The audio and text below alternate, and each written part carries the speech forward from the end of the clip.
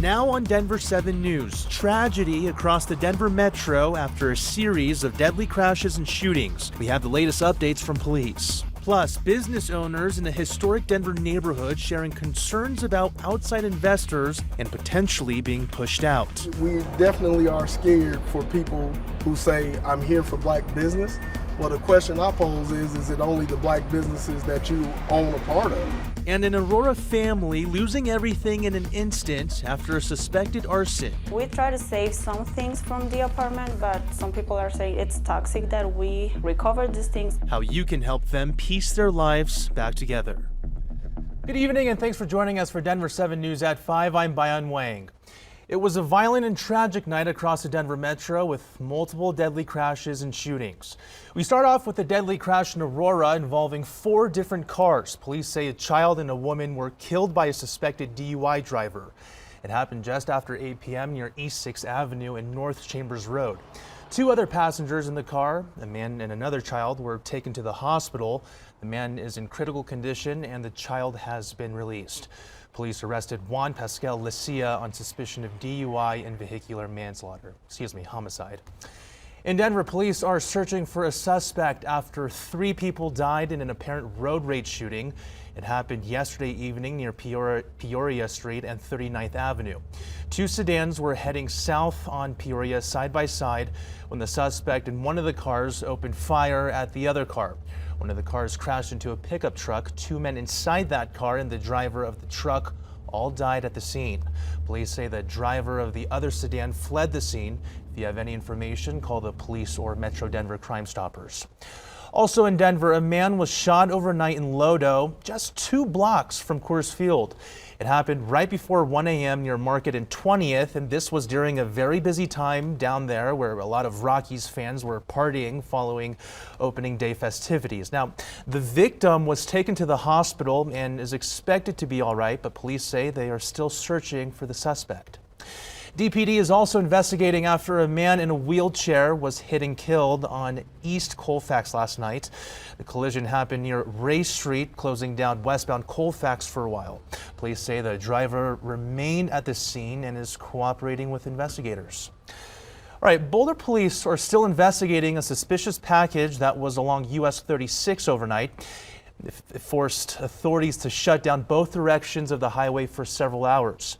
In a tweet, the Boulder Police Department says they determined the object is safe and that they are still figuring out what it is. Along with closing US 36, officers evacuated 4 homes in the area as a precaution. The road has since been reopened and those people were allowed to return home.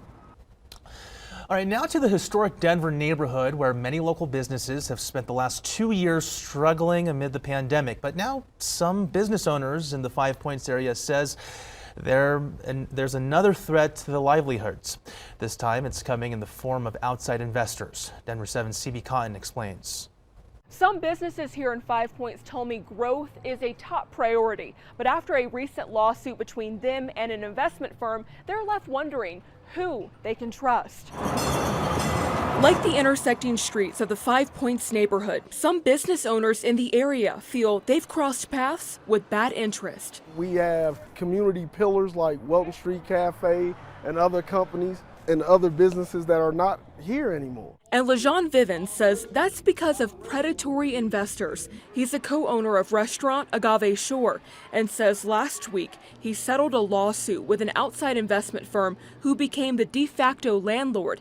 He says the firm offers to invest money to help businesses grow, but when things don't go their way, they push people out. They were suing us for forcible eviction, for back cams, back rent, and other minor items.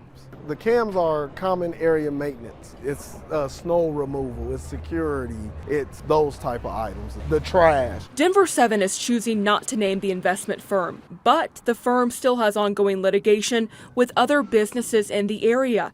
Now that Vivens has settled, he wants to speak out on behalf of others who feel silenced or pushed out. We definitely are scared for people who say, I'm here for black business.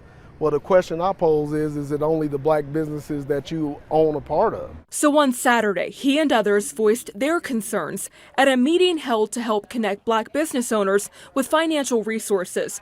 But for Vivens, the meeting was about helping others protect themselves. Who is here to protect us against landlords? In 5 Points, I'm CB Cotton, Denver 7.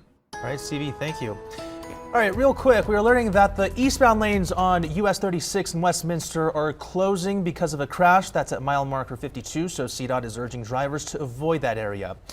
Meantime, we have some high fire danger warnings in effect right now in the Denver metro. Let's get right over to meteorologist Stacey Donaldson. Stacey, we also have a cold front coming our way. We have some changes happening in the next 24 hours. It's been beautiful today. Highs in the 70s. We hit 76 at DIA, 77 for Colorado Springs, and 80s across the eastern plains. We even have 60s in the higher elevations. But right now we're sitting at 72 degrees. Our winds out of the east at 9 miles an hour. It's been a beautiful day for us. Those wind gusts a little higher off to our west, around 45 miles an hour for Berthoud Pass. Not too bad for the eastern plains, but the winds have definitely picked up. So we do have high fire danger with a red flag warning for the Denver area all the way across the eastern plains. We're keeping a close eye on that, but we also have some scattered showers coming in from the northwest, and we could see a few sprinkles overnight here for the Denver area. But tonight for the Rockies, temperatures in the 70s at 6 o'clock, low 60s by 9 o'clock with partly cloudy skies. It'll really be a beautiful evening in Denver tonight as those temperatures stay in the 60s through 9 o'clock and then drop into the 50s.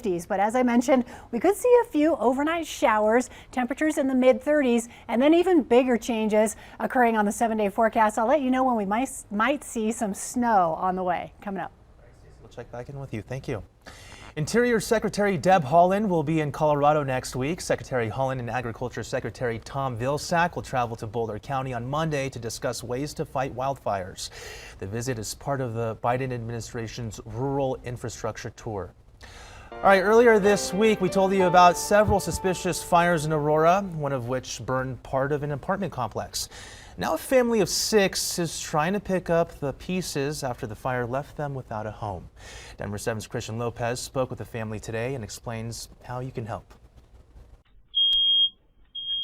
This video captured the moment a fire erupted outside Laura Flores' apartment in Aurora. So I look down the window and I saw like the bushes are on fire. So I was like, I get out of bed like super quick. The family of 6 was asleep Tuesday night when the flames surrounded their home. And I started screaming, fire, let's get out. We called 911. This was one of 10 suspicious fires that broke out in that city that same night. A 17-year-old was later arrested and now faces a first-degree arson charge. I heard it was a 17-year-old boy, so I was like, dude, that's not good. I mean, we could have been killed. Right now, the family is temporarily staying in another vacant apartment in this complex, but there's not much in it. They lost almost everything they had, and some of the few things they were able to save still smell like smoke. We try to save some things from the apartment, but some people are saying it's toxic that we recovered these things because of the smoke, the fire, everything, the water, the ceiling, everything, the insulation, it's really bad. So maybe it's all like contaminated, you know.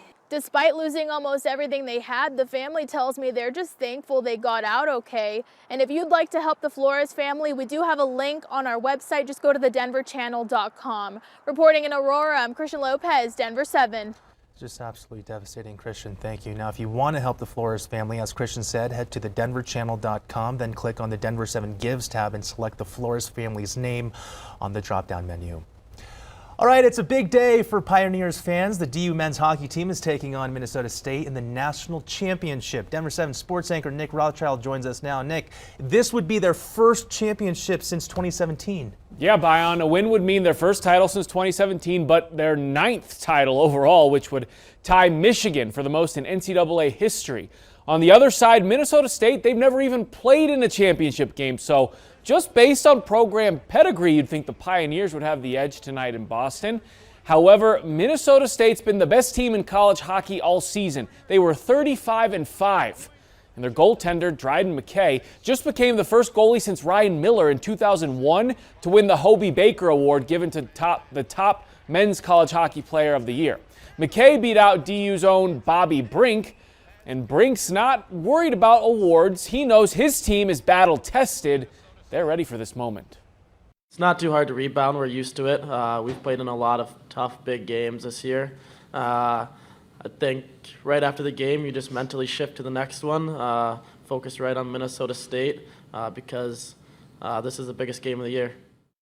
You know, I was going to sneak a little Masters in here, but they're still golfing in Augusta, so we'll have to wait till they're done. Back to DU. Coffee is for closers, and Denver is basically Starbucks in national title games. You have to go all the way back to 1973 to find their last loss in a championship game. Since 2004, they've won all 3 title games they've played in. We'll have highlights and reaction at 10. I'll see you then. Baseball is back and the Rockies season is officially underway. Coming up later, how fans are feeling about the upcoming season after the team's rocky start. And as the weather warms up, you may already be thinking about taking a summer vacation. What you need to know before booking that rental car next.